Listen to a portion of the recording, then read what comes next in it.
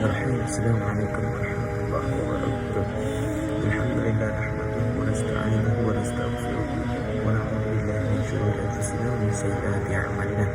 ذكر وموعظة ونور فيه شفاء للصدور وشفيعنا يوم النشور.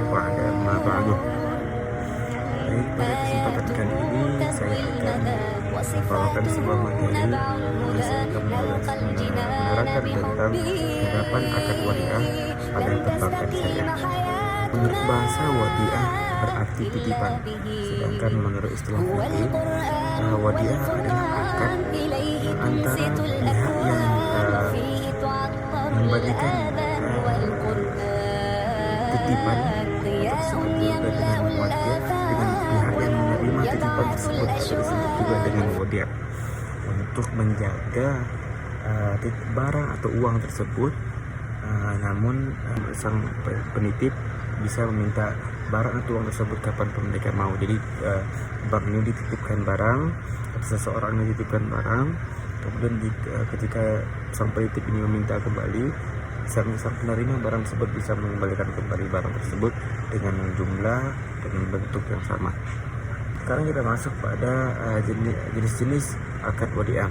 Akad wadiah ini terbagi lagi menjadi dua jenis, yaitu akad wadiah yad al-amanah, kemudian akad wadiah yad al-dhamanah, di mana kedua bagian ini sedikit ada perbedaan, di mana penerima titipan barang hanya bisa menjaga, tidak boleh menggunakan atau memanfaatkan titipan tersebut. Kemudian yang kedua, jika terjadi kerugian terhadap barang atau uang yang dititipkan oleh nasabah kepada bank, maka pihak bank tidak akan mengganti, tidak wajib menggantinya. Kemudian akad wadiah yang kedua yaitu wadiah yad ad-dhamanah. Nah, ini kebalikannya, di mana jika pihak bank ingin menggunakan uang yang dititipkan tersebut atau memanfaatkannya, maka boleh, namun dengan jaminan atau mereka wajib bisa mengembalikan uang atau barang tersebut ketika nasabah memintanya kapanpun mereka mau. Kemudian ketentuan yang kedua yaitu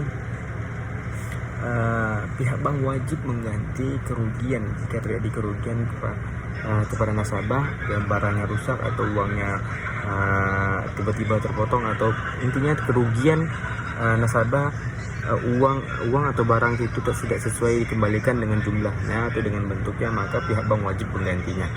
Jadi itulah perbedaan akad wadiah yad al-amanah dan wadiah yad al-dhamanah. Kemudian dasar hukum akad wadiah adalah Quran surah An-Nisa ayat 58, di mana Allah mengatakan, sesungguhnya sampaikanlah amanah kepada yang berhak menerimanya. Jadi ayat inilah yang menjadi landasan atau hukum atau dalil untuk disahkannya akad wadiah. Keunggulan akad wadiah yaitu aman, kemudian sesuai dengan prinsip-prinsip syariah atau prinsip Islam, dan fleksibel juga untuk kebutuhan likuiditas atau kapan saja kita bisa mengambil barang atau uang kita tersebut. Maka bisa menjadi sarana edukasi keuangan syariah bagi masyarakat kita. Kemudian di mana ada keuntungan, tentu saja ada kekurangan atau kerugian, di mana akad wadiah ini kita tidak mendapatkan keuntungan atau pembagian hasil layaknya pembagian hasil seperti akad mudharabah. Tidak. Jika akad mudharabah kita mendapatkan bagi hasil dari keuntungan uang yang kita titipkan, maka dengan wadiah tidak. Sebagaimana kita kasih uang, menitipkan uang tersebut, maka uang segitu juga uang yang kita terima ketika kita mengambil uang itu kembali. Jadi tidak ada pembagian hasil keuntungan bagi kita. Kemudian berat juga bagi pihak bank, karena pihak bank wajib menjaga amanah tersebut, yaitu uang atau barang tersebut, karena sewaktu-waktu bisa diambil oleh nasabah. Kesimpulannya adalah akad wadiah perbankan syariah merupakan mekanisme titipan dana nasabah kepada pihak bank tanpa ada unsur riba, dengan prinsip tanggung jawab, kemudian amanah. 8 yang paling umum adalah giro dan tabungan wadiah atau manah, di mana pihak bank boleh menggunakan atau memanfaatkan uang nasabah tersebut dengan jaminan mereka wajib bisa mengembalikan uang tersebut kapanpun pihak nasabah ingin mengambil uang mereka.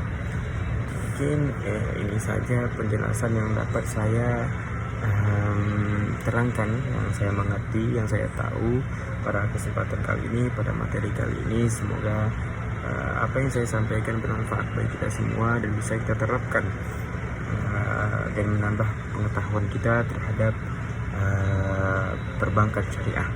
Semoga apa yang saya sampaikan tadi menjadi berkah bagi kita semua.